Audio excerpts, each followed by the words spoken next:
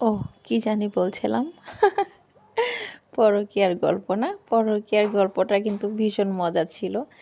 যারা পিসের ভিডিওটা দেখেছেন তারাই একমাত্র বুঝবেন যে আমার আসলে গল্পটা কত মজার ছিল। গল্প কিন্তু ওখানেই শেষ হয়ে যায় নাই। গল্পের অনেক অংশ সামনে আছে। প্রতিদিনই শুনতে পাবেন ঘটনাগুলো।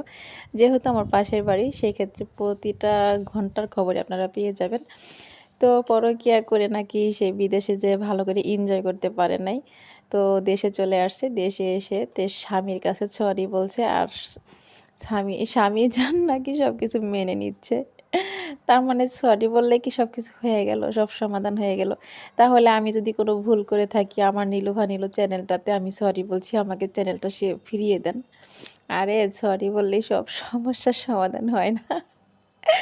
মানে পরকে করে এনজয় করে ফিরে আসলে স্বামী কাছে চলে গেলে সরি বললে স্বামী নাকি ওর বুকে টেনে নেয়। তারা কেমন স্বামী আল্লাহ গো! গল্পটা ভেরি টেস্টি। আমার তো অনেক ভালো লাগে গল্পটা শুনে যে পরকীয়া করে সে বিদেশে গেল। বিদেশে ৩ দিন থেকে চলে আসছে। দেশে এসে বলে সে কোনো এনজয়ই করে নাই। জাস্ট ভুল করেছে স্বামীর কাছে ফিরে আসছে। ওয়াও!